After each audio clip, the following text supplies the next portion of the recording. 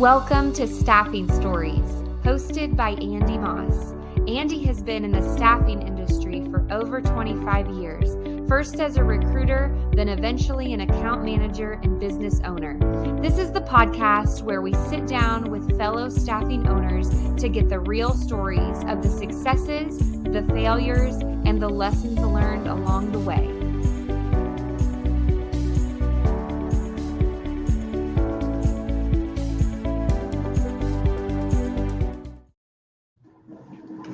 Welcome back to Staffing Stories. I'm your host, Andy Moss, and I've got a special guest from just over west of us in the great city of Nashville. We used to call it Nash Vegas, but I've got Mr. Steve Dixie, the CEO of Gateway Integrated Solutions. So welcome to the hot seat, and I'm glad to have you on. Oh, thank you, Andy, for having me. I really appreciate you taking the time to speak with me regarding our company. Well, you know, I always love having companies that have different aspects, from medical to,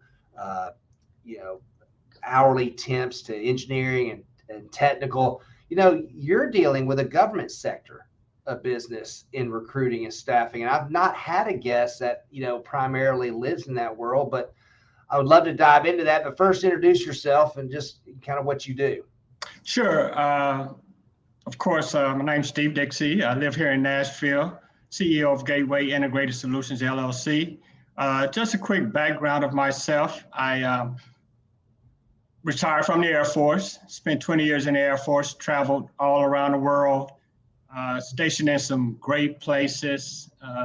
Believe it or not, Cheyenne, Wyoming was probably one of my best assignments. Oh, really? When I say that and people look at me like, Cheyenne, Wyoming, I was like, yeah, because when I was coming from Korea, I had no idea where Wyoming was. Being a country boy from Chattanooga, Tennessee, Wyoming wasn't on the map for me. But it turned out to be one of my greatest assignments. I learned a lot in the military, learned a lot about leadership, discipline, integrity. So it just gave me that structure and that background to becoming a good CEO and a good entrepreneur. Awesome. One of the things I want to talk about is in our industry, we have recruited people in our athletes, different things, but I have met some awesome individuals that come out of the military that are very process oriented, very disciplined. And walk me through kind of your background and how that lended itself to getting into recruiting and maybe the story behind that. Great. Sure. Like you said, one of the things about the military, we're basically disciplined to follow a process or follow a rules, regulations, policies. So there's no gray area within the military. You learn the process, you take the process and you work within that process, and then you just develop your own take on it. And you learn those different things in the military.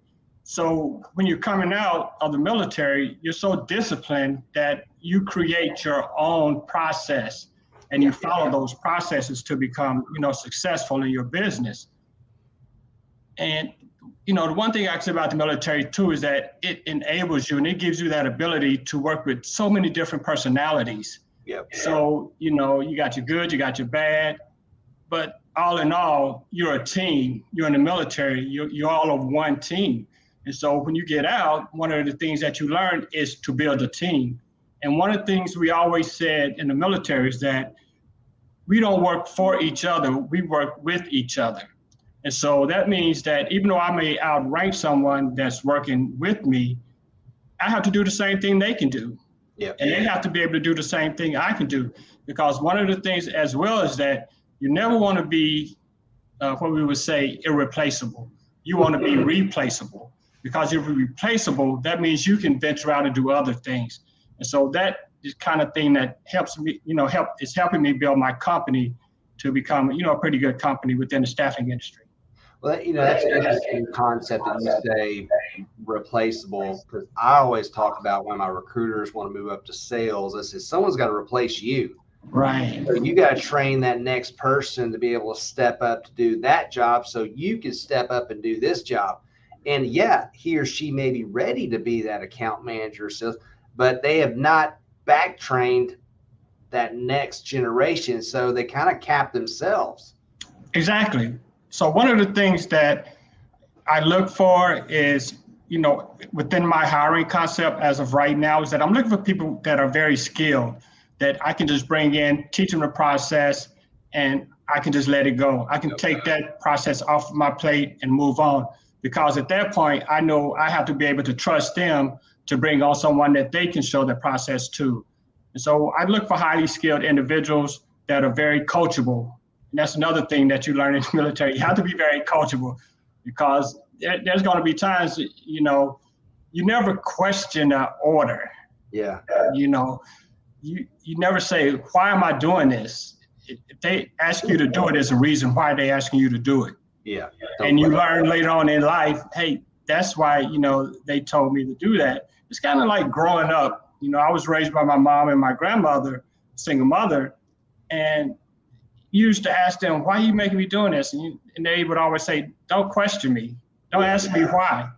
And as a young person, one of the things you do is that you always question it. And so as I got older, all of those lessons, life lessons that they taught me really came to light. And so it made sense. So when I had my, my children, and I was like, you may not want to do that. And they was like, why? I was like, just trust me. Yeah. And so that's one of the things that, about that military is that, you want to have those individuals that you can trust and count on. Yeah. So walk me through Gateway in your organization. So Gateway, we started back in 2017 in Richmond, Virginia. I started out of just something that I wanted to do. I was working at Capital One as an HR background screener. I was in the process of hiring an individual to work with me in that process. Now, you have to remember, I'm a paralegal by trade. I became an HR paralegal. So I knew nothing about staffing. I was just blinded. I knew nothing about staffing. I just knew how to do legal stuff. I could research. I could, screen an individual and things like that, but I knew nothing about the staffing industry. So at the time I was interviewing a candidate, and he wanted this amount of money, but the third party, the vendor, only wanted to pay so much.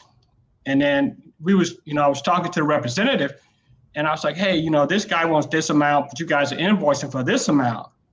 And so there was a difference in that amount.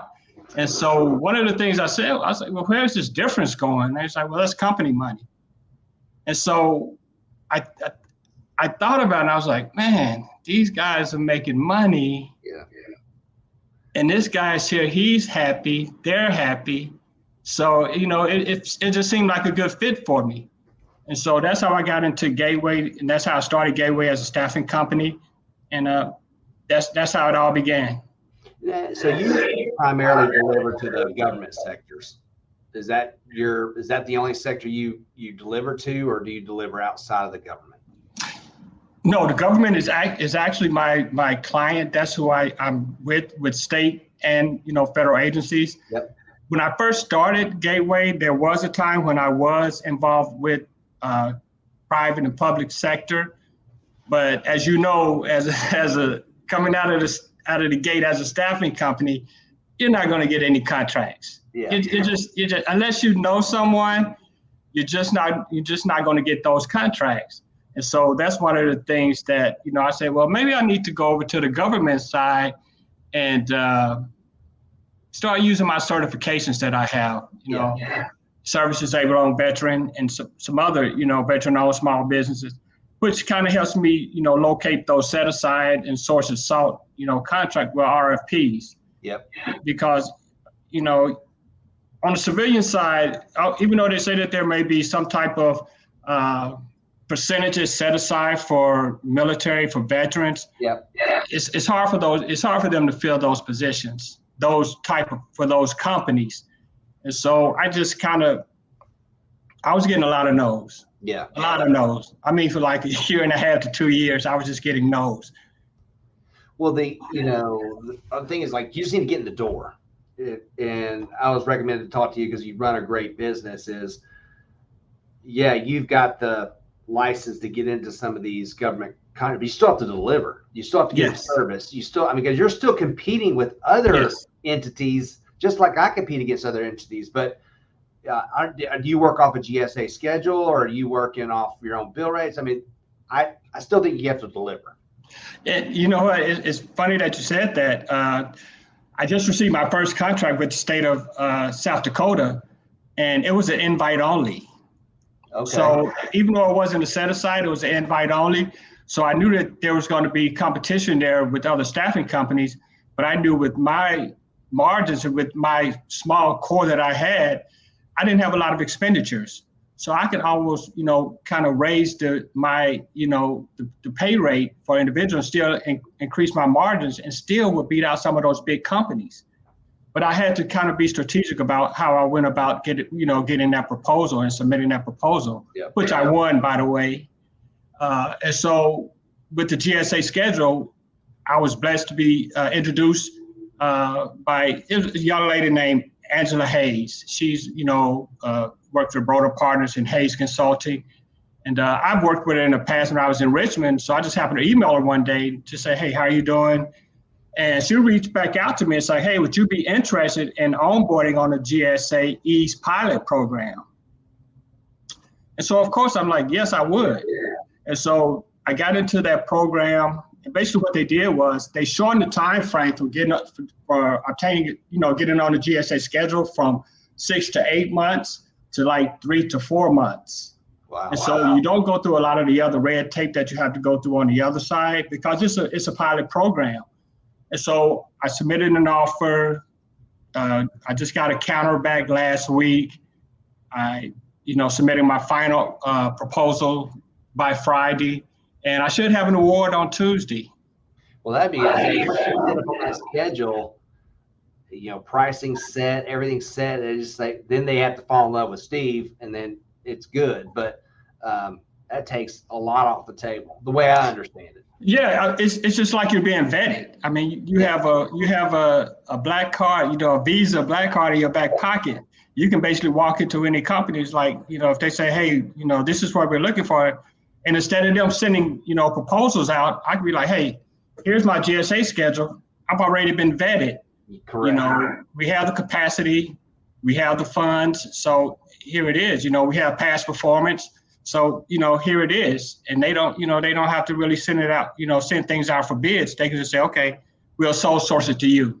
Okay. So being like I wouldn't say single, I mean, you're growing your organization, but it takes a lot of money to do contracting. So, how did you grow that? Do you outsource that, bring in third party? I mean, help those others that are out there. Like, what was your thought process of being able to cover payroll until you got the bill coming in?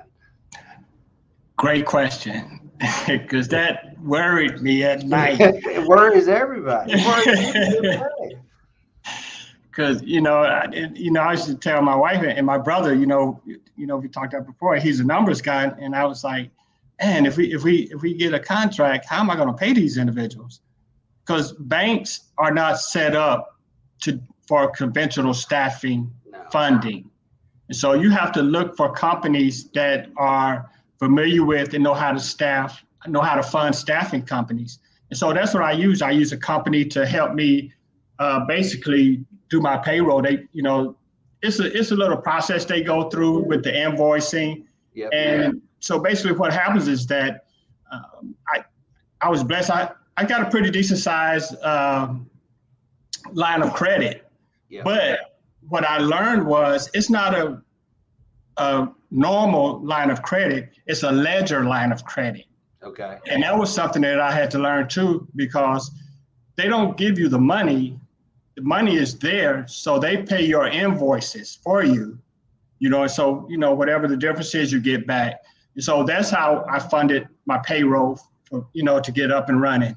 It's the process. I mean, if it was easy, everybody would jump into staffing and recruiting. And it's exactly. Not, but you have to think of these things, especially when you're by yourself and you're like, okay, the way I look at it is like, if I had to put 10 engineers to work, I've got to be able to fund that payroll for at least 6 weeks. to get my first check in my line of work. I know with government, they pay quicker than the people outside the fence, I call it. Yeah, it's a 30-day net, which is great. I like that.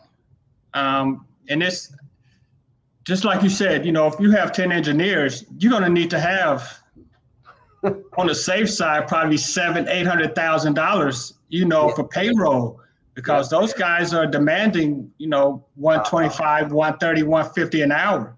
Yeah. And so you're going to have a nice capital for your payroll. And see, that's where that third-party staffing funding company understands that, and they say, they understand that I'm not a startup company, but I don't have those funds in my back pocket. Yeah, but as you grow your organization, then you can start. I mean, because you don't want to give margin away to someone else when you can just do it yourself. So, but it just takes time. And and you can't keep running back to the banks for line of credits. No. And you can't, you can say, I need $200,000. Do you know how fast $200,000 would go in a staffing company? Yeah. Yes. 2 weeks.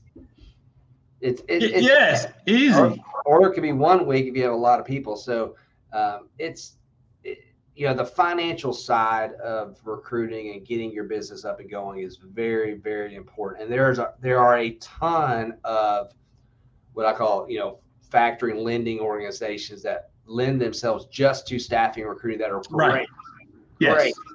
And if you build a relationship, they're there to help you. Yes. There is a cost to it, but the cost is minimal compared to you not getting that job and not being able to pay it.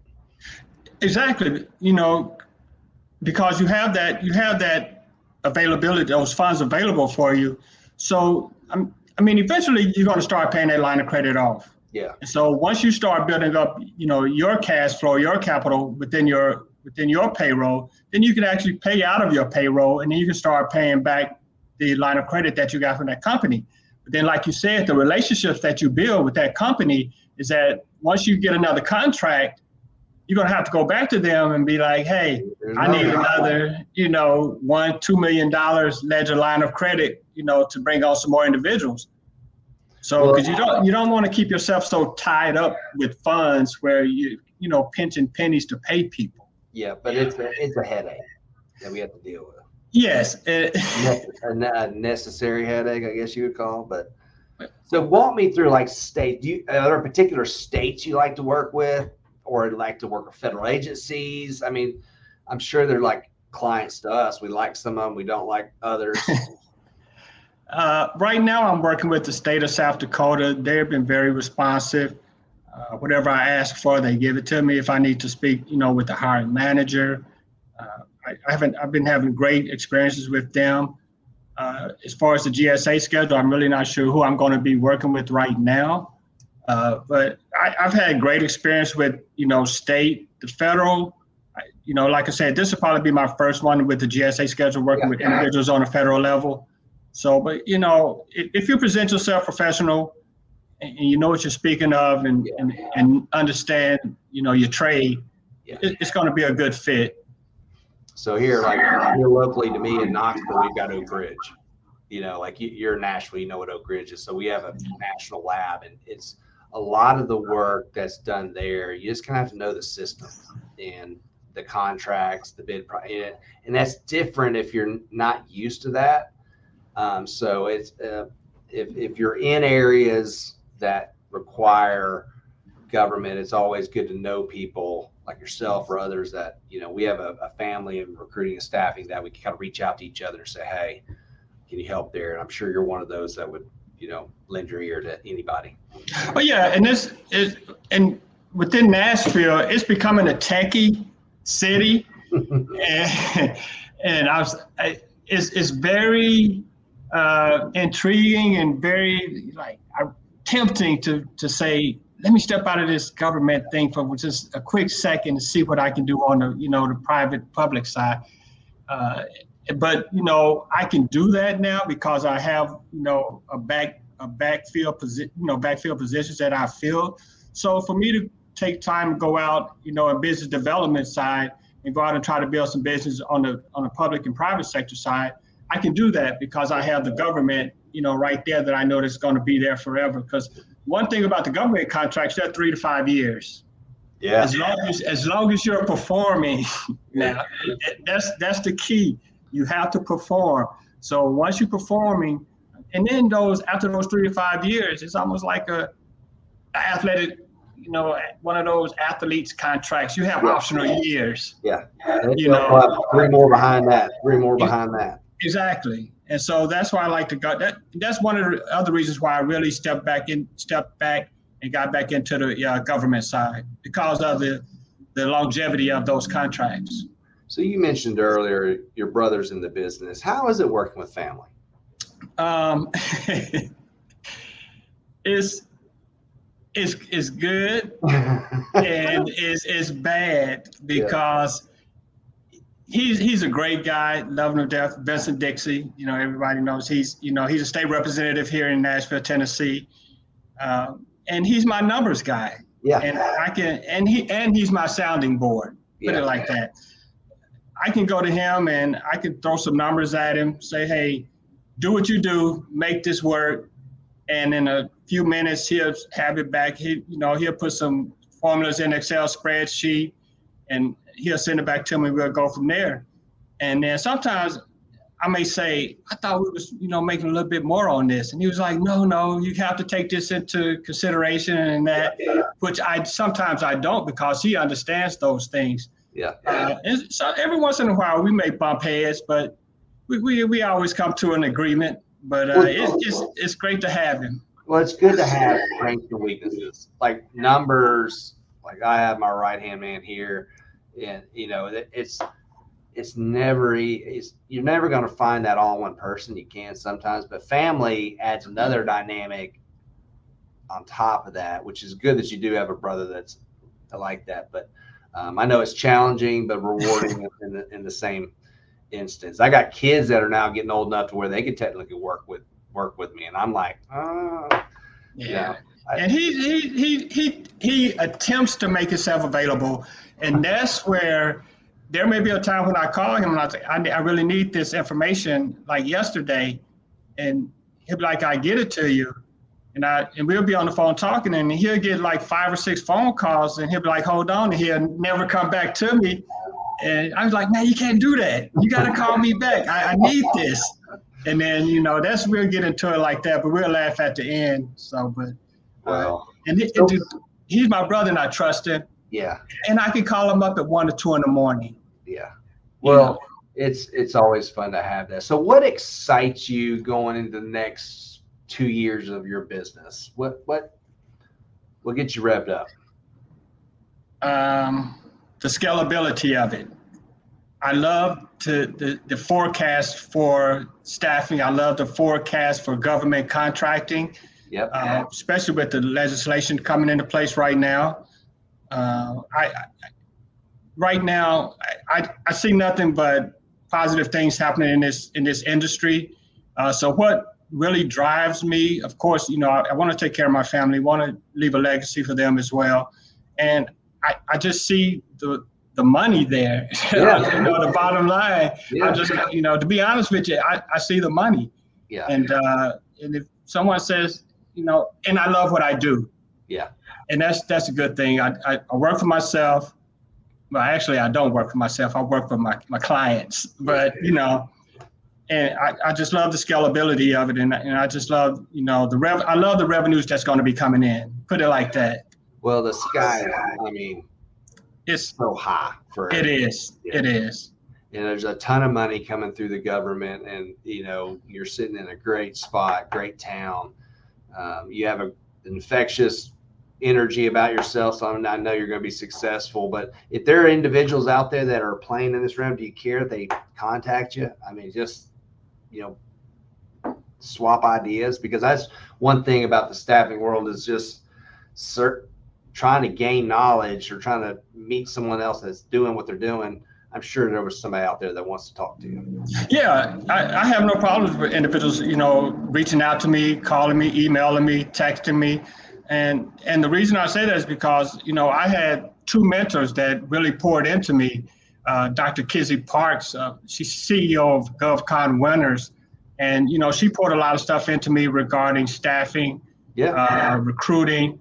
And then, of course, Taylor Duncan of Next Level, CEO of Next Level. I reached out to him, and him and I talk, and so I told him, I was like, I know I'm bugging you, but you know what? And he was just so responsive, and this guy, I know he's busy. I know both of them are busy, but they take the time out. If I text them or email them, they will answer me back, and we can have a conversation. And that's what I love about those guys. I know, well, you probably know they're making, these guys are running multi-million-dollar companies, and they take the time out for me. I felt like, man, I have to be on my P's and Q's when I talk to them. I have to understand what I'm saying, understand what I'm asking, so I don't waste their time. So when I ask somebody something, it's to a point. It's very specific. So when you call me, I kind of, first conversation we'll have is, I always say, hey, what are you doing? What do you like to do? Have you, do you have the company set up and things like that? And if they don't have the company and stuff set up, I was like, you probably need to, take care of your A, B's, and C's first. Then anytime you want to call me and ask me anything, I will pour right into you. All right. So I always end my conversations with Amazon, Netflix, Hulu. What's your show that you like to stream? Man, you're probably gonna laugh at this, but I stay up at night. I stream Andy Griffin. No, really? You're going to old school. I love Andy Griffin, and then on the weekends, I get up and get some coffee, and I stream The Rifleman. Yeah. I'm an old school type of guy. I love, because it's relaxing, it's funny. Yeah. I just love it. Well, Barney Fife is they give him that single bullet, Hey, that's my guy. All right. Hey, Steve, it's so nice to meet you. And again, I always love to meet individuals in other areas, but you're a neighbor, and I'm always here for you. I appreciate it. Again, thank you for taking the time to speak with me, Andy. All right. Thanks, Steve. Thanks for tuning into the episode. Staffing Stories is brought to you by 3D-IQ. We are the future of staffing sales. Our solutions are designed to supercharge your sales and 3x placements, all without ever leaving Bullhorn. Direct market, deliver talent, and drive sales with our all-in-one tool designed for the modern recruiter. Visit 3diq.com/stories to learn more. Find Staffing Stories on LinkedIn, YouTube, or wherever you listen to podcasts.